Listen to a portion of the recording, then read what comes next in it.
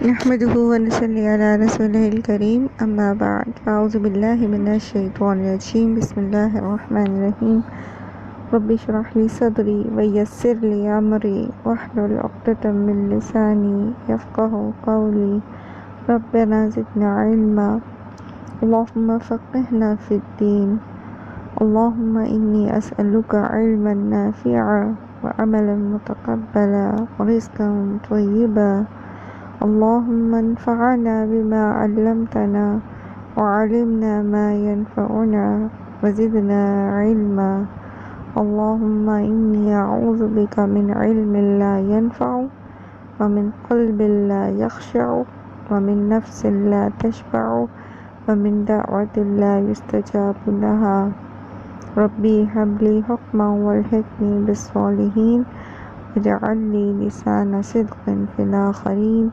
واجعل لي من ورثة جنة النعيم ولا تخزني يوم يبعثون.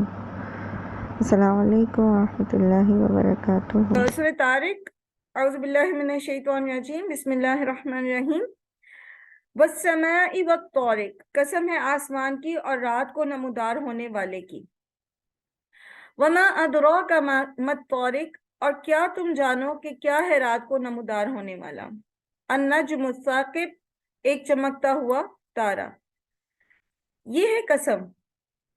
قسم اللہ سبحانہ تعالیٰ نے کھائی آسمان کی، پھر ستارے کی جو رات کو نمودار ہوتا ہے، پھر اللہ سبحانہ تعالیٰ نے اس چیز پر شوق دلایا کہ کیا چیز آپ کو بتائے کہ رات کو آنے والا کیا ہے. وہ اصل میں ستارہ ہے، ایک چمکتا ہوا. تو بظاہر یہاں پر نجم الثاقب کا لفظ جو ہے یہ لغت کے اعتبار سے واحد ہے، لیکن اس سے مراد جو ہے وہ ایک تارہ نہیں بلکہ ستاروں کی جنس ہے، یعنی یہاں پر تمام ستاروں کا ذکر ہے. اور یہ قسم جو ہے اس معنی میں بھی ہے کہ رات کو آسمان میں آپ دیکھتے ہیں کہ بے حد و حساب ستارے اور سیارے ہیں جو چمکتے نظر آتے ہیں، اور ان کا وجود جو ہے اس بات پر گواہی دے رہا ہے کہ کوئی تو ہے جس نے ان کو بنایا ہے، روشن کیا ہے، معلق فضا میں چھوڑ دیا ہے اور ان کو ایک خاص سسٹم کے تحت چلا رہا ہے. یہ تھی قسمیں، ٹھیک ہے، قسم تھی. اب جواب قسم کیا ہے، یعنی کس بات پر قسم کھائی گئی ہے. ان کل نفس لما علیہا حافظ، نہیں کوئی نفس مگر اس پر ایک حفاظت کرنے والا. حافظ جو ہے وہ نگہبان اور نگران دونوں کے معنوں میں آ جاتا ہے، ٹھیک ہے. نگہبانی کرنے والا، سنبھالنے والا بھی، اور نگرانی کرنے والا بھی، یعنی نگرانی کر کے اس کی حفاظت کرنے والا. اور یہاں مراد اللہ سبحانہ و تعالیٰ ہے کہ ہر نفس، اور ہر نفس میں پھر جاندار بھی آ جاتے ہیں، ہر ایک چیز آ جاتی ہے. تو یہ اتنی بڑی کائنات جس کے ستاروں پر اللہ تعالیٰ نے قسم کھائی ہے، اللہ سبحانہ تعالیٰ بتا رہے ہیں کہ ان میں سے ہر کی حفاظت کرنے والے اللہ سبحانہ تعالیٰ خود ہیں، ٹھیک ہے. ہر چھوٹی بڑی مخلوق کی دیکھ بھال اور حفاظت خود اللہ سبحانہ و تعالیٰ کر رہے ہیں. اب آپ ایک مرتبہ دوبارہ چلے جائیں اللہ سبحانہ و تعالیٰ کے اسماء جب ہم پڑھ رہے تھے تو اس میں الخالق پڑھا تھا ہم نے، اس میں ہم نے پوری کائنات کی سیر کی تھی. اسی طرح المالک الملیک پڑھا تھا، اس میں ہم نے پوری کائنات کی سیر کرنے کی کوشش کی تھی. تو ایچ اینڈ ایوری تھنگ، ایک ایک ذرہ، ایک چونٹی، بھوری چونٹی جو اپنے بل میں انڈا دیتی ہے، اس انڈے کو عربی میں ذرہ کہتے ہیں. بھوری چونٹی تو بعض اوقات آپ کو نظر بھی نہیں آتی. پھر اس کا انڈے کا سائز، تو عربی میں اس کو ذرہ کہتے ہیں، ٹھیک ہے. اس ایک ذرے سے لے کر یہ بڑے بڑے ستارے اور سیارے، سب کی حفاظت کی ذمہ داری اللہ سبحانہ تعالیٰ نے خود لے رکھی. اللہ تعالیٰ خود ان کی حفاظت کر رہے ہیں، تو پھر کیا ہماری نہیں کریں گے؟ لیکن ایک بات سوچنے کی ہے، وہ یہ کہ یہ پوری کی پوری کائنات نا اللہ کی فرما برداری کر رہی ہے. بڑے بڑے ستارے ہوں، سیارے ہوں، کہکشائیں ہوں، کلسٹرز ہوں، سپر کلسٹرز ہوں، یا پھر چھوٹی سی چھوٹی چونٹی ہو، پانی میں موجود چھوٹی چھوٹی مچھلیاں ہوں، کہیں پر بھی کوئی بیج جو زمین کے اندر گیا ہے، اللہ کے حکم کے بغیر وہ گرو نہیں کرے گا، نکل نہیں سکتا. اللہ کی اجازت کے بغیر اگر اللہ تعالیٰ نے اس کو اذن نہیں دیا وہ نہیں نکلے گا. کوئی بیج یہ نہیں کہتا، کوئی سرسوں کا بیج ہو تو وہ کہے کہ میں نے تو آم بننا ہے، یا کوئی آم کا بیج ہو تو وہ کہ میں نے تو مالٹے اگانے اپنے درخت پہ، کوئی بھی نہیں کہتا. پوری کے پورا سسٹم جو ہے وہ اللہ سبحانہ تعالیٰ کی فرما برداری میں لگا. پھر رہ جاتے ہیں جن و انس. چلیں جنوں سے ہمارا تعلق واسطہ بھی نہیں ہے، ہم انسان ہیں، ہم اپنی بات کرتے ہیں. اب آپ دیکھیے تمام حالات میں چاہے وہ امن کے ہوں چاہے وہ خوف کے ہوں، زلزلے ہوں، طوفان ہوں، سیلاب ہوں، کون ہماری حفاظت کرتا ہے؟ کون کر سکتا ہے؟ اللہ کے سوا کوئی بھی نہیں کر سکتا. ایسے ہی ہے نا. ابھی ترکی میں جب زلزلہ آیا تو آپ نے ویڈیوز دیکھی ہوں گی، کوئی چھوٹا سا بچہ ہے جو اتنے گھنٹوں کے بعد نکلا اور بالکل صحیح سلامت تھا، کوئی اور ہے جس کو ملبے میں سے جو ہے اتنے دنوں کے بعد نکالا گیا اور وہ صحیح سلامت تھا. جہاں اتنے لوگ مر گئے وہاں اس کی حفاظت کس نے کی؟ اللہ تعالیٰ نے کی نا. آپ کو یاد ہے وہ حدیث جو بہت دفعہ میں نے آپ کے سامنے پڑھی، جو نبی صلی اللہ علیہ وآلہ وسلم نے حضرت عبداللہ بن عباس کو نصیحت کی تھی اور وہ ان کے پیچھے بیٹھے تھے؟ کیا نصیحت تھی یاد ہے؟ احفظ اللہ یحفظک. تم اللہ کی حدود کی حفاظت کرو، اللہ تمہاری حفاظت کرے گا. احفظ اللہ، تم اللہ کی حدود کی حفاظت کرو، تم اللہ کو اپنے سامنے پاؤ گے. اب یہ تو ہم سب مانتے ہیں اور ہم سب کا ایمان ہے کہ حفاظت صرف اللہ سبحانہ وتعالیٰ کر سکتے ہیں. کوئی ہمیں نقصان نہیں پہنچا سکتی، کوئی آسمانی آفت، کوئی انسان، کوئی جن، کوئی جانور، وحشی درندہ، کوئی ہمیں نقصان نہیں پہنچا سکتا جب تک کہ اللہ کا اذن نہ ہو.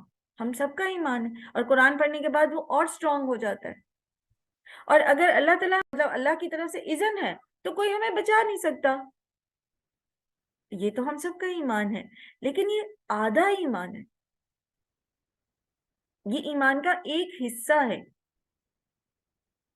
یہ یحفظ کا والا مفہوم ہے، لیکن اس سے پیچھے والا احفظ اللہ، اللہ کی حدود کی حفاظت کرو، وہ تو ہمیں یاد ہی نہیں رہتا. اب کیا کرنا؟ اب کیا کرنا چاہیے؟ جلدی سے بتائیے. ہم چاہتے ہیں نا کہ اللہ تعالیٰ ہماری حفاظت کرے. ہم چاہتے ہیں کہ ہمارے لیے، ہماری مدد کے لیے اللہ تعالیٰ فرشتے اتار دیں. آج بھی اتر سکتے ہیں. بڑا بڑا مشہور سا شعر ہے اقبال کا، میں اکثر کوٹ کر دیا کرتی ہوں. اگر آج بھی ہو ابراہیم جیسا ایمان پیدا، آگ کر سکتی ہے اندازے گلستان پیدا. تو ابراہیم کا سا ایمان بھی تو پیدا کرنے کی ضرورت ہے نا. آگ ٹھنڈی ہونے کا تو ہمیں انتظار ہے کہ آگ ہمارے لیے گلستان بن جائے، لیکن ابراہیم جیسا ایمان نہیں لانا چاہتے ہم. اور وہ جو ابھی عائشہ جیسے بتا رہی تھی کہ فضائے بدر پیدا کر فرشتے تیری نصرت کو اتر سکتے ہیں گردوں سے کتار اندر کتار ابھی. تو فضائے بدر میں کیا تھا؟ کیا تھا؟ ایمان ہی تو تھا. 313 کا ایمان ہی تو تھا جو 1000 کے لشکر سے بے سر و سامان ٹکرا گیا تھا. تو احفظ اللہ یحفظ کا، اللہ کی حدود کی حفاظت کرتے رہیں گے، اللہ تعالیٰ ہماری حفاظت کرے. وہ تو ویسے بھی کرے، تقدیر کے مطابق اللہ نے جو ہمارے لیے پلاننگ کر دی، وہ اللہ کے رسول صلی اللہ علیہ وسلم نے فرمایا نا کہ 99 موتیں انسان کی ارد گرد ہوتی ہیں اور وہ اس ایک موت تک اس کی حفاظت کرتی ہیں جب تک کہ اس ایک موت کا وقت نہیں آ جاتا. تو کہاں کہاں سے اللہ تعالیٰ ہماری حفاظت کر رہے ہوتے ہیں. لیکن جب ہم اللہ کی حدود کی حفاظت کرنے والے ہوتے ہیں تو پھر ہم اولیاء اللہ ہو جاتے، اللہ کے دوست ہو جاتے. تو جب اللہ کے دوست ہے نا تو ان کے لیے اللہ کی پھر مدد بھی اسپیشل آتی ہے، ان کے لیے اللہ سبحانہ وتعالیٰ کی معیت بھی اسپیشل ہوتی ہے، اللہ کا ساتھ بھی اسپیشل ہوتا ہے، اور پھر اللہ کی حفاظت بھی اسپیشل ہوتی ہے، پھر فرشتے بھی اتر آتے. تو اللہ کی حدود کی حفاظت کرنی ہے، اللہ کے احکامات کی حفاظت کرنی ہے. سبحان اللہ. اللہ سبحانہ تعالیٰ کی توفیق سے کونوا ربانیین میں ہم نے بہت تفصیل سے جو ہے پڑھا کہ اللہ تعالیٰ نے ہمیں کون کون سی حدود بتائی ہیں، اور ہم نے سبحان اللہ تمام قریباً حقوق اللہ اور حقوق العباد میں اور انفرادی زندگی کے جو معاملات ہیں اور اپنے جو کردار اور اخلاق کے معاملات ہیں وہ سارے اس کے اندر کور ہو گئے. اب ہم سب کے پاس ایک لسٹ بن چکی ہے. اب ہم ایمانداری سے اگر ہم واقعی دوبارہ پیدا ہونا چاہتے ہیں، اپنی زندگی کو دوبارہ جینا چاہتے ہیں اور اللہ کی فرما برداری کرنا چاہتے ہیں، تو پھر اب ہمیں اس چیک لسٹ کو ہمیشہ اپنے سامنے رکھنا ہے کہ وہ کام ہم کر رہے ہیں یا نہیں کر رہے. اللہ سبحانہ تعالیٰ فرما رہے ان کل نفس لما علیہا حافظ، اور نہیں کوئی نفس مگر یہ کہ اس پر ہے ایک حفاظت کرنے والا. فَلْيَنظُرِ الْإِنسَانُ مِمَّا خُلِقَ، بس چاہیے کہ دیکھے انسان کس چیز سے وہ پیدا کیا گیا. خُلِقَ مِن مَاءٍ دَافِقٍ، وہ پیدا کیا گیا پانی سے اچھلنے والے. يَخْرُجُ مِن بَيْنِ الصُّلْبِ وَالتَّرَائِبِ، جو نکلتا ہے درمیان سے پیٹھ اور سینے کی ہڈیوں کے. کس نے اس نطفے کی حفاظت کر کے انسان کو اس دنیا میں پہنچایا؟ وہ مائکرو آرگنزم کس نے اس کی حفاظت کی اور اس کو رحم مادر میں اس کی حفاظت کی اور اس کو پروان چڑھایا اور اس کو دنیا میں لے کر آیا. ایک بڑی کائنات پر تدبر کروانے کے بعد قسم اس کی قسم کھا کے ہمیں اس کی طرف متوجہ کرنے کے بعد پھر اب ایک چھوٹے لیول پر انسان کی تخلیق کی طرف توجہ دلائی جا رہی ہے کہ دیکھے تو صحیح انسان کہ کس نے اس کی حفاظت کی ہے، وہ کس چیز سے پیدا ہوا، وہ چیز جو اگر رحم مادر میں نہیں جاتی تو وہ بالکل ایک حقیر پانی کا قطرہ ہے، اس سے انسان نہیں بن سکتا. اور رحم مادر میں جا کر بھی اس کو ایک خاص ماحول ملے گا، اس کی حفاظت ہوگی تو پھر وہ دنیا میں آئے گا. بہت دفعہ عورتوں کے مس کیریج ہوتے ہیں تو یہ ایز پر تقدیر ہوتا ہے، لیکن بات وہی ہے نا کہ اللہ سبحانہ تعالیٰ کو منظور نہیں ہوتا تو وہ بچہ دنیا میں نہیں آتا، تو اللہ تعالیٰ ہی اس کی حفاظت کرنے والے ہیں نا. اچھا، اب جب کسی کے گھر اولاد ہونی ہوتی ہے، ہمارے ہاں اس کی حفاظت کے کیا کیا طریقے اختیار کیے جاتے ہیں. مثال کے طور پر کسی کی بہت ہی دیر بعد، شادی کے دیر بعد بچے کی امید ہوتی ہے تو پھر کیسے کیسے حفاظت کی جاتی ہے ان کی؟ اگر آپ میں سے کوئی شیئر کرنا چاہے کیا کیا کیا جاتا ہے؟ میم الحمدللہ ہمارے میں تو ایسا کچھ نہیں. بعض لوگ تو بہت کرتے ہیں جی تعویذ باندھ لو یا یہ ہینگ باندھ لو ساتھ، اور مطلب اس طرح کے تہمات، ہینک دھاگا کالا باندھ لو ہینک باندھی حفاظت کے جاتی لیے. ہے. اچھا، اور دوسرا تعویذ باندھے تعویذ وغیرہ، جاتے ہیں. میں نے ہاں عورتوں تعویذ کو منڈوا دیکھا کے. پیٹ کے اوپر تعویذ ہاں جی، باقاعدہ باندھا ہوا ہوتا ہے. ہاں وہ اور منڈوا کر موتی سے. اور تو لیکن اللہ کا شکر ہے ہمارے میں تو ایسا کچھ نہیں. ہم تو کہتے ہیں بس نماز الحمدللہ پڑھو اور اللہ سے مدد مانگو تو کچھ نہیں ہوتا. الحمدللہ میری بہو ہے نا، میری بڑی باجی کی بہو ہے جن کی شادی اب کی ہے، تو ان کو ماشاءاللہ گڈ نیوز ہے، پریگنینسی ہے. تو میں نے انہیں کل کا میں نا کنفرم ہوا تھا، میں نے انہیں یہی کہا، میں نے کہا بیٹا 5 وقت کی نماز پڑھو، اللہ سے مدد مانگنی ہے، کسی کی طرف نہیں دیکھنا، اللہ تعالیٰ آپ کے حق میں بہتر الحمدللہ کرے گا. الحمدللہ تو اللہ ہی جی حفاظت کرنے والا ہے. جی ارم نے بالکل ایسا. مائک آن کیا تھا. جی ارم. جی میم میرے ساتھ بھی ایسا ہی ہے. میرے 2 بچے ہیں الحمدللہ، لیکن بڑی مشکلوں سے ملے. ہمارے گھر میں بھی یہی کہا جاتا تھا. میرے ان لاز کہتے ہیں کہ تعویذ پہنو اور پتہ نہیں کیا کیا، کہیں سے پانی ہوتا ہے اس سے آپ نے نہانا ہوتا ہے اور پتہ نہیں کیا کیا چیزیں وہ بتاتے ہیں. تو اس طرح کے ہیں ہماری بھی ان لاز کی اللہ تعالیٰ فیملی میں. ہم پہ رحم کرے. اب آپ یہ دیکھیے کہ کون حفاظت کرتا ہے سوائے اللہ کے؟ کوئی کر ہی نہیں سکتا. جو مرضی باندھ لیں آپ، جو مرضی کر لیں، جہاں مرضی لے جائیں بہو بیٹیوں کو، سوائے نقصان کے اور کچھ نہیں ہے. شرک کر کے ایمان اپنا الگ تباہ کرنا اور فزیکلی نقصان الگ پہنچنے، اور اللہ سبحانہ تعالیٰ کی پاس اپنے آپ کو بیڈ بکس میں لکھوا لینا کہ اللہ پر بھروسہ ہی نہیں ہے. اللہ تعالیٰ ہم سب پر رحم کریں.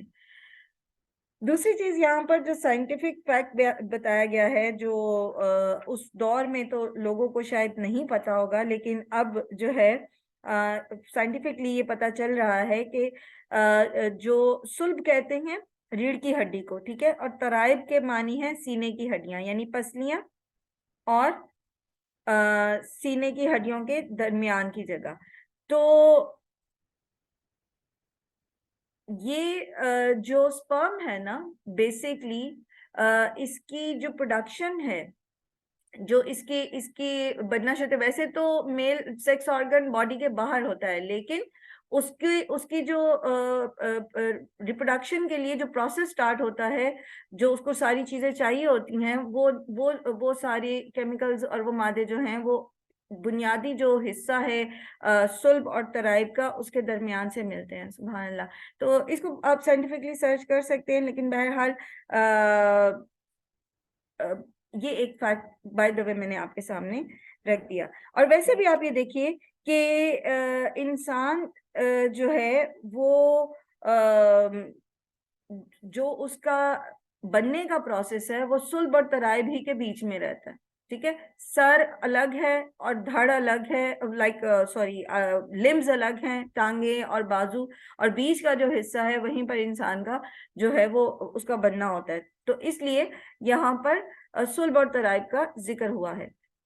اور یہ چیز اور بھی ہمیں بتاتی ہے کہ آپ دیکھیے کہ ایک انسان اپنی حفاظت جو خود کرتا ہے تو وہ اپنے لمز کے ذریعے کرتا ہے. ٹھیک ہے، آپ نے دیکھا ہوگا کہ جب کوئی حملہ کرتا ہے کسی کے اوپر تو فوراً جو ایک ریفلیکس ایکشن ہوتا ہے تو بازو اور ہاتھ سے انسان اپنے آپ کو کور کرنے کی کوشش کرتا ہے یا اپنے پیروں کے اوپر بھاگتا ہے. تو یہ جو بیچ کا حصہ ہے صلب اور ترائب کا، یہ تو پروٹیکشن میں، بلکہ اس کو پروٹیکٹ کرنا پڑتا ہے اس حصے کو، ہے نا. تو دونوں طرح سے، نہ تو کوئی خارجی قوتیں اللہ کے سوا ہماری حفاظت کر سکتی ہے، اور نہ انسان خود ہی اپنی حفاظت کر سکتا ہے. ایک ماں اپنے بچے کی کیسے حفاظت کر سکتی ہے جو اس کے رحم میں پرورش پا رہا ہے. ٹھیک ہے، تو خاص طور پر اس چیز کا ذکر اس لیے بھی کیا گیا یہاں پر کہ ہم خود بھی اپنی حفاظت نہیں کر سکتے.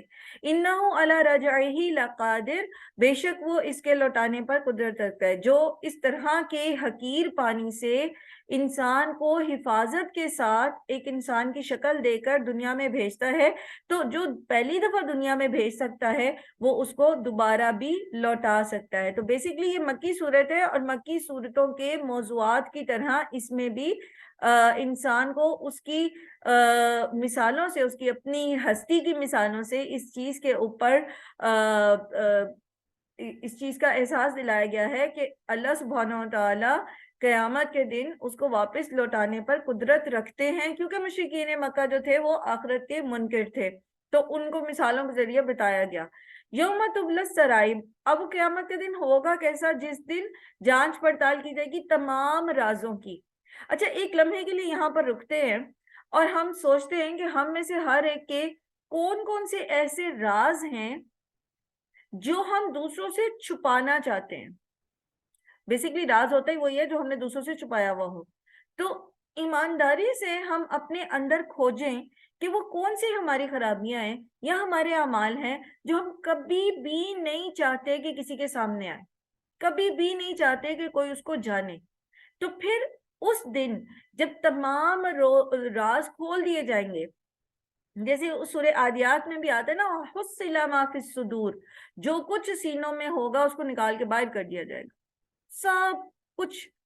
تو ہم بعض اوقات ایسا ہوتا ہے نا، ہم کسی سے حسد کرتے ہیں نعوذ باللہ، تو ہم نہیں چاہتے کہ اس کو پتہ چلے، یا ہم کسی سے نفرت کرتے ہیں، ہم نہیں چاہتے اسے پتہ چلے. ہم کسی کی برائی کرتے ہیں، ہم نہیں چاہتے کہ اسے تھرڈ پرسن کو پتہ چلے. اسی طرح ہمارے اپنے اخلاق اور کردار کے ایسے معاملات ہوتے ہیں، ہم نہیں چاہتے کہ وہ کسی کو پتہ چلے. ایسے ہی ہے نا. تو پھر ہمیں کیا کرنا چاہیے؟ اس سے پہلے کہ اس دن سب کے سامنے وہ سارا کتھا چٹھا کھول دیا جائے، آج ہی ہم اس کے اوپر استغفار کریں اور اپنی کریکشن کر لیں. کیونکہ جب ہم سچے دل سے توبہ کر لیں گے، اپنے دل کو دھو ڈالیں گے، تو پھر کیا ہوگا؟ اللہ تعالیٰ بھی ہمارے نامہ اعمال میں اس کو چھپا دیں. فَمَا لَهُم مِّن قُوَّةٍ وَلَا نَاصِرٍ، تو نہیں ہوگی اس دن کوئی قوت اور نہ کوئی مددگار. نہ انسان کے پاس اپنے پاس کوئی طاقت ہوگی کہ وہ اللہ کی پکڑ سے بچ سکے یا اپنے رازوں کو چھپا سکے، اور نہ ہی کوئی اور اس کے عیبوں پہ پردے ڈالنے والا ہوگا. آج دنیا میں کیا ہوتا ہے؟ ہم اپنے بچوں کے عیبوں پہ پردے ڈالتے ہیں، ہمارے والدین نے ہمارے عیبوں پہ پردے ڈالے ہوں گے. ہم کسی اور عیب پہ پردہ ڈالنے کا مطلب یہ نہیں کہ ہمیں کسی کی پردہ پوشی نہیں کرنی چاہیے. کہنے کا مقصد یہ ہے کہ بجائے سمجھانے کے اور بجائے اصلاح کرنے کے، صرف بچے کے لاڈ پیار میں اور صرف اس کی محبت میں اس کی اصلاح نہ کرنا، یہ اس معنوں میں کہہ رہی ہوں. ٹھیک ہے، ویسے تو اگر آپ کو کسی کا عیب پتا ہے تو آپ لازماً اس کی پردہ پوشی کریں گے. ہمیں اللہ نے حق نہیں دیا کہ ہم کسی کے عیب اچھالتے پھریں یا ان کو ہائی لائٹ کرتے رہیں. ٹھیک ہے, تو اس دن کوئی کسی کے عیب نہیں ڈھانپ سکے گا, کوئی کسی کی پردہ پوشی نہیں کر سکے گا, کوئی کسی کی غلطی کو اپنے ساتھ نہیں لے سکے گا, کسی قسم کی کوئی مدد نہیں ہوگی اس دن. والسماء ذات الرج, اور اس پر پھر اللہ سبحانہ تعالیٰ قسم کھاتے ہیں آسمان کی جو پلٹنے والا ہے. ذات الرج سے کیا مراد ہے؟ وہ آسمان جو پلٹنے والا ہے. یہاں پر اس کا ایک اور معنی بھی کیا گیا ہے, بارش برسانے والا آسمان. ٹھیک ہے, رجت کے معنی ہوتے ہیں پلٹنے کے. ٹھیک ہے, لیکن مجازن عربی زبان میں یہ لفظ جو ہے بارش کے لیے استعمال کیا جاتا ہے, کیونکہ بارش جو ہوتی ہے وہ صرف ایک دفعہ برس نہیں جاتی, بلکہ بار بار جو ہے وہ پانی کا جو وہ واٹر سائیکل ہے وہ جاری رہتا ہے, اور بارش جو ہے وہ اس کا سامان جو ہے وہ بار بار ہوتا رہتا ہے, بار بار وہ بادل بنتے ہیں اور بارش برستی رہتی ہے. اس لیے عربی زبان میں رج کا لفظ جو ہے ذات رج آسمان کے لیے تب کہا جاتا ہے جب اس کے بارش برسانے کی صفت کو ہائی لائٹ کرنا ہو. تو یہاں پھر کیا مراد ہے؟ بارش کا, بارش برسانے والا آسمان. والارض ذات الصدع, اور زمین جو پھٹنے والی ہے. اور زمین کا پھٹنا کیسے کیسے ہوتا ہے؟ زمین کا پھٹنا کیسے کیسے ہوتا ہے؟ ایک تو معروف معنی ہے قیامت کے دن زمین کا پھٹ جانا, زلزلوں میں زمین کا پھٹ جانا. پھر اسی طرح آپ دیکھیں کہ جو بیج ہے وہ کب باہر آتے ہیں؟ جب زمین پھٹتی ہے. پھر اسی طرح معدنیات کیسے باہر آتے ہیں؟ منرلز اور پیٹرولیم اور اس طرح کی باقی چیزیں جب زمین پھٹتی ہے, یعنی اس کو پھاڑا جاتا ہے, اس کو کھدائی کی جاتی ہے, ڈرلنگ کی جاتی ہے, تو پھر وہ جو ہے وہ باہر وہ ساری چیزیں حاصل ہوتی ہیں. تو زمین جو ہے وہ بیسیکلی پھٹنے والی ہے. مطلب یہ کہ اس سے آپ فائدہ اٹھانے کے لیے بھی اس کو بعض اوقات پھاڑتے ہیں, اور پھر یہ زلزلوں میں بھی پھٹتی ہے, اور اسی طرح قیامت کے دن بھی یہ پھٹ جائے گی. انہ لقول فصل, اور بے شک یقیناً ایک بات ہے فیصلہ کن. وما ہوا بالحزن, اور یہ کس بات کی طرف اشارہ ہے؟ قرآن کی طرف. ٹھیک ہے, یعنی یہ بات ایک فیصلہ کن بات ہے, اور یہ کوئی ہنسی مذاق کی بات نہیں ہے.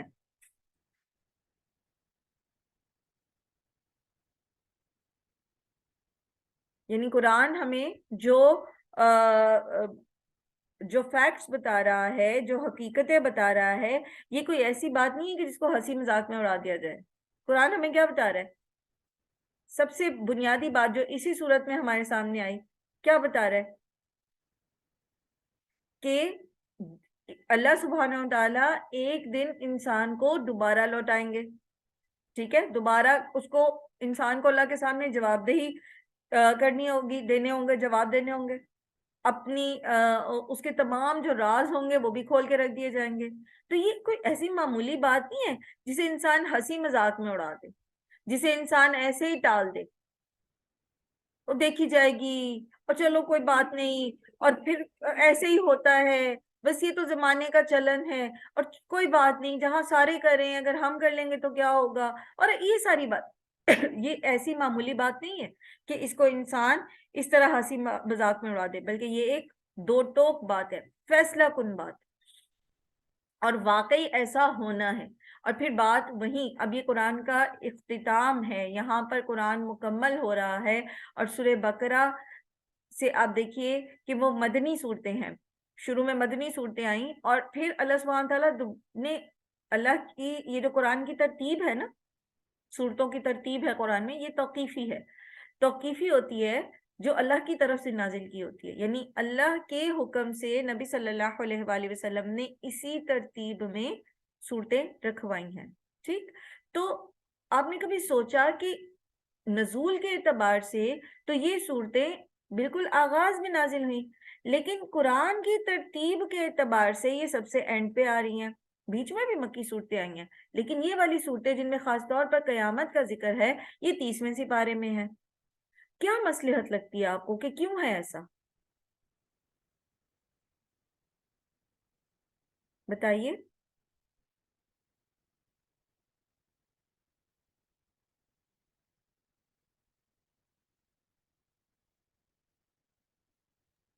سوری میم، نہیں پہنچ سکتا ذہن اس وقت تک کہ کیا مصلحت ہو سکتی ہے. اس کی مصلحت یہ ہے کہ قرآن کو جب آپ پڑھیں گے، بینگ اے مسلم آپ پڑھتے ہیں، تو آپ کو احکامات پتے چلتے چلتے چلتے چلتے چلتے ایٹ دا اینڈ ایک دوبارہ موٹیویشن کی ضرورت ہوتی ہے، ایک جواب دہی کے احساس کے رسوخ کی ضرورت ہوتی ہے. ہمیں جب پتہ چلتا ہے نا، ہمیں شروع میں پتہ چلتا ہے کہ یہ چیز میں یہ بولنا چاہتی ہوں کہ جب ہم شروع میں ہی اس طرح کی باتیں سنتے تو شاید ہم ڈر جاتے، تو ہم نہ قرآن کلاس میں آتے. تو اللہ تعالیٰ نے تزکیہ کر کے ہمارا وہ جیسے ہوتا ہے کہ آواز وہ کر کے تو پھر آخر میں یہ چیز بتائی کہ یہ دیکھیں اس طرح فرق سے ہے نا. قرآن اس وقت نازل ہوا جب لوگوں کو اس پہ ایمان نہیں تھا نا، تو اس وقت ان کو ان کے بنیادی عقائد کو ایڈریس کر کے اللہ سبحانہ تعالیٰ نے ان کی تربیت کی. آج بھی جب آپ ایک نان مسلم کو بتائیں گے نا، اور نان مسلم جو فرض کرے جو قیامت کا منکر ہے، تو آپ ان کو انہی صورتوں سے آغاز کریں گے. اسی طرح جو کوئی خدا کے وجود کا منکر ہے، تو آپ ان کو مکی صورتوں ہی سے، توحید کے جو شرک کی میں مبتلا ہے تو انہی مکی صورتوں سے ابتدا کریں گے. لیکن بینگ اے مسلم جب ہم قرآن پڑھتے ہیں اور ہمارا ایمان ہے آخرت پر بھی اور اللہ پر بھی اور رسولوں پر بھی، تو اس کو اس اعمال سارے بتا دینے کے بعد نا، ساری تفصیل بتا دینے کے بعد، تاریخی واقعات بتا دینے کے بعد، ایک دفعہ سے دوبارہ ہمارے ایمان کو یقین کی حد تک بڑھانے کے لیے ان صورتوں کو اینڈ پہ رکھا گیا. واللہ عالم، اللہ سبحانہ تعالیٰ بہتر جانتے ہیں حکمتیں، لیکن جو ہمیں سیکھتے ہوئے پڑھتے ہوئے سمجھ آتی ہے، تو مجھے یہی سمجھ آتی ہے کہ یہ صورتیں قیامت کے متعلق جو اللہ سبحانہ تعالیٰ نے بالکل اخیر میں رکھی ہیں دوبارہ سے، یہ اسی لیے ہے کہ اب آپ دیکھو کہ وہ پورا مائنڈ سیٹ آپ کا جو بن گیا ہوا ہے نا قرآن پر عمل کرنے کا، اس میں کہیں بھی آپ ڈھیلے پڑنے لگتے ہو نا، تو پھر کوئی نہ کوئی ایسی صورت آ جاتی ہے جس میں قیامت کی ہولناکیوں کا ذکر آ جاتا ہے. تو وہ جو نفس کہیں سست کرنا بھی جاتا ہے نا، تو انسان فوراً ایکٹیو ہو جاتا ہے کہ نہیں، مجھے سستی نہیں کرنی، اور میرے پاس تو بس یہی وقت رہ گیا اور قیامت تو آنے والی ہے. اور پھر اب دیکھیے کہ اگر پہلے دن آپ کو کہا جاتا کہ یوم تبلی السرائر، جس دن سارے راز جو ہیں وہ کھول دیے جائیں گے، تو ہم اس کو ریلیٹ نہ کر پاتے، سمجھ نہ پاتے کہ کس قسم کے راز ہمارے اندر ہوتے ہیں. لیکن آج ایک جملے میں ہم نے سمجھ لیا کہ ہمارے دل کی جو کیفیات ہیں وہ ساری چیزیں، اور پھر ہم سبحان اللہ اللہ کی توفیق سے اس کے اوپر موٹیویٹڈ بھی ہیں کہ ٹھیک ہے، ہم نے اپنے دلوں کو صاف کرنا ہے، ہم نے اپنے گناہوں کے اوپر استغفار کرنی ہے. سبحان اللہ. پھر اللہ تعالیٰ ہمارے وما ہوا بالحزل، یہ کوئی ہنسی مذاق کی چیز نہیں ہے. انہم یکیدون کیدا، بے شک وہ چال چل رہے ہیں ایک چال، واکید کیدا، اور میں بھی ایک تدبیر کر رہا ہوں ایک تدبیر. فمہل الکافرین امہلہم رویدا، اور پس مہلت دے دیجئے کافروں کو مہلت دینا تھوڑی سی. تو وہی بات کہ اس وقت کے مشرکین کی بات ہو رہی ہے کہ وہ چالیں چل رہے ہیں. اللہ سبحانہ تعالیٰ فرما رہے ہیں کہ let them do what they want to do، ان کو کرنے دیں جو وہ کریں. لیکن ہمارے پاس بھی ایک پلان موجود ہے. اور سبحان اللہ، جیسے قرآن کریم میں حضرت عیسیٰ کو جب سولی پہ چڑھانے کی کوشش کی، تو اللہ سبحانہ تعالیٰ فرماتے ہیں نا وَمَكَرُوا وَمَكَرَ اللَّهُ، انہوں نے ایک تدبیر کی، اللہ نے بھی ایک تدبیر کی، انہوں نے ایک چال چلی، اللہ نے بھی ایک تدبیر کی. اور اللہ سبحانہ تعالیٰ سب سے بہترین پلانر ہیں. ٹھیک ہے، تو آج کے دور میں بھی ہم لوگوں کی باتوں، لوگوں کی پلاٹنگ، لوگوں کی سازشوں اور چیزوں سے خائف ہونے کی بجائے نا، اپنے اعمال کی حفاظت کریں، اپنے ایمان کی حفاظت کریں، اللہ کی حدود کی حفاظت کریں. اللہ کے پاس ہم سے بہتر پلان ہوں گے ان لوگوں سے نمٹنے کے. ٹھیک ہے نا، تو یہ آپ کو حوصلہ بھی دیتا ہے. اور پھر اللہ ہمارے فمہل الکافرین امہلہم رویدا، کافروں کو تھوڑی سی مہلت دے دیں. ایسا نہیں، مطلب یہ نہیں کہا گیا کہ بس ابھی میں ان کو پکڑ لوں گا، بس تھوڑی مہلت دیں. کیونکہ جو پلان ہے، جو اللہ تعالیٰ نے پلان کیا ہوا ہے ان کے لیے، اس میں اللہ تعالیٰ نے ان کو تھوڑی مہلت دینی ہے، ان کو تھوڑی دیر ان کو ڈھیل دینی ہے. تو جو توبہ کرنے والے ہوں گے وہ توبہ کر لیں گے، اور جو بڑے خسارے کو کمانے والے ہوں گے وہ بڑے خسارے کو کمائیں گے. اور اسی طرح آپ دیکھیے کہ دنیا میں بھی ایسا ہوتا ہے، اگر آپ امت مسلمہ کے مسائل کا حل ڈھونڈنا چاہتے ہیں تو اس کا واحد حل یہ ہے کہ ہم اپنے دین کو اسی طرح سے دین میں داخل ہو جائیں، اسی طرح سے دین پر عمل کریں جیسا کہ اللہ سبحانہ وتعالیٰ نے دین کو اتارا ہے، تمام فرقہ واریت سے بالا تر ہو کر، تمام اپنی قومی تعصبوں سے بالا تر ہو کر ایک امت بن کے اپنے دین کو نافذ کریں، اپنے ملکوں میں، اپنے علاقوں میں، اپنے معاشروں میں، اپنے گھروں میں، تو پھر آج بھی چاہے کفار کیسا ہی زور لگا لیں وہ کبھی بھی ہمیں نقصان نہیں پہنچا سکیں گے، لیکن چونکہ ہم خود کمزور ہو گئے ہیں، ہمارے اپنے اندر وہن آ گیا ہے، دنیا کی محبت اور موت کا خوف آ گیا ہے، تو اس لیے اب یہ ساری قومیں جو ہیں وہ ہمارے اوپر بھوکوں کی طرح ٹوٹ پڑی ہیں، جیسے کوئی بھوکا دسترخوان کے اوپر ٹوٹ پڑتا ہے۔ اسی طرح انفرادی طور پر بھی لوگ ہمارے خلاف جو مرضی چالیں چلتے رہیں، اگر ہم اللہ کی فرما برداری کرتے نا تو یقین رکھیے اللہ تعالیٰ ہمیں بڑی مصیبتوں سے بچا لے گا، وہ ہمیں رسوائی سے بچا لے گا۔ بظاہر ہمیں لگتا ہے کہ یہ ہمارے حالات بدل نہیں رہے، یا ہمیں ایک طرف سے کسی سے ذہنی تکلیف پہنچ رہی ہے یا جسمانی تکلیف پہنچ رہی ہے، لیکن اصل میں اللہ سبحانہ تعالیٰ ہماری ہی ہاتھوں کی کمائی جو ہوتی ہے، جو ہم نے ہی بلنڈر کیے ہوتے ہیں، کبھی کوئی فیصلہ غلط کیا ہوتا ہے، کبھی کوئی اور عمل غلط کیا ہوتا ہے، کوئی گناہ کیا ہوتا ہے، اسی کا وبال جو آ رہا ہوتا ہے نا ہم پہ، جب ہم اللہ کی فرما برداری کرنا شروع کر دیتے تو اللہ تعالیٰ ہمیں اس سے بچا رہے ہوتے ہیں، تو وہ بڑی مصیبت سے ہمیں بچا رہے ہوتے ہیں۔ سبحان اللہ۔ تو کرنے کا کام یہ ہے کہ اللہ کی حدود کی حفاظت کریں، اللہ تعالیٰ کے احکامات جو کچھ ہمیں پتہ لگتے جا رہے ہیں ان پر عمل کریں، احسن طریقے سے ان پر عمل کریں، جس طرح اللہ تعالیٰ نے دین اتارا ہے اسی طرح اس دین کو لیں، بجائے اس کے کہ فرقہ واریت میں پڑھیں، کسی ساتھ کے لاحقے میں پڑھیں۔ اللہ سبحانہ تعالیٰ نے سورہ آل عمران میں فرمایا وَاعْتَصِمُوا بِحَبْلِ اللَّهِ جَمِيعًا وَلَا تَفَرَّقُوا، اللہ کی رسی یعنی قرآن کو مضبوطی سے تھام لو اور تفرقے بازی میں نہ پڑو۔ پھر اللہ سبحانہ تعالیٰ نے قرآن میں ہی فرمایا کہ هُوَ سَمَّاكُمُ الْمُسْلِمِينَ، اس نے تمہارا نام مسلمان رکھا، تو ہم مسلمان ہیں۔ ہمیں تفرقہ بازی میں پڑھنے کی بجائے اپنے اعمال کو اللہ سبحانہ وتعالیٰ کے فرما برداری میں لے کر آنا، اپنی محبتوں کو، اپنی دشمنی اور دوستی کو اللہ کی خاطر لے کر اللہ کی خاطر کرنا ہے، یعنی آپ جس سے محبت کریں اللہ کی خاطر کریں، چاہے وہ بندہ آپ کو اچھا لگتا ہے یا نہیں لگتا۔ آپ جس سے نفرت کریں، جس سے آپ دشمنی رکھ رہے ہیں، اللہ کی خاطر رکھیں، چاہے وہ آپ کو کتنا ہی پسند ہے، چاہے آپ کو اس سے کتنی ہی محبت ہے، لیکن اس محبت کو ختم کریں گے ہم اللہ کی خاطر، کیونکہ وہ اللہ کا دشمن ہے، تو ہم اس سے محبت کر ہی نہیں سکتے اگر واقعی ہمیں اللہ سے محبت ہے۔ اسی طرح اپنے دلوں کو صاف کریں، قلب سلیم بنانے کی ہم کوشش کریں، اس کے اندر کوئی ایسی کھوٹ کپٹ نہ ہو جس پہ ہمیں شرمندگی ہو قیامت کے دن جب وہ سب کے سامنے کھل جائے گی۔ اور سب سے بڑی بات یہ کہ اللہ تعالیٰ اس بات کے زیادہ حقدار ہیں کہ اللہ سے حیا کی جائے۔ وہ جیسے صحابہ نے پوچھا تھا نا، جب نبی صلی اللہ علیہ وسلم نے یہ فرمایا تو صحابہ نے پوچھا تھا کہ اللہ سے حیا کیسے، تو آپ صلی اللہ علیہ وسلم نے فرمایا کہ تم اس چیز کی نگہبانی کرو، یعنی اس کے بارے میں کانشیس رہو جو تمہارے پیٹ میں ہے اور جو تمہارے دماغ میں، دل میں ہے۔ تو ہمارے جذبات اور ہماری پیٹ میں ہونے سے مراد کیا ہے؟ پھر پوری کھانا پینا، اٹھنا بیٹھنا، سونا جاگنا، ہر چیز، اور پھر جو خیالات ہمارے دماغ میں ان کی نگہبانی کی جائے کہ اس میں کچھ ایسا تو نہیں ہے جو اللہ تعالیٰ جب اس کو دیکھ رہے ہیں تو ہمیں اللہ کے سامنے شرمندہ ہونا پڑے۔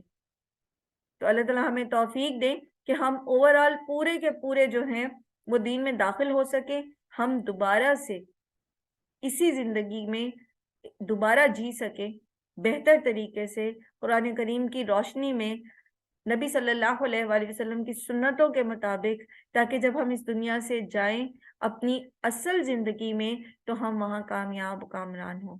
وآخر دعوانا ان الحمد للہ رب العالمین۔ سبحانک اللہم و بحمدک، نشہد ان لا الہ الا انت، نستغفرک و نتوب الیک۔ السلام علیکم ورحمۃ اللہ وبرکاتہ۔ وعلیکم السلام ورحمۃ اللہ وبرکاتہ۔